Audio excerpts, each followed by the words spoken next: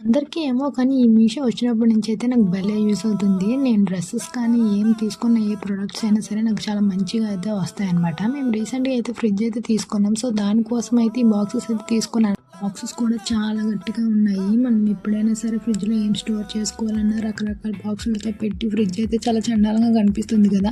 అదే వీటిలోనైతే ఏమైనా స్టోర్ చేసుకుంటే ఫ్రిడ్జ్ అయితే చాలా నీట్‌గా కూడా ఉంటుంది చూడటానికి.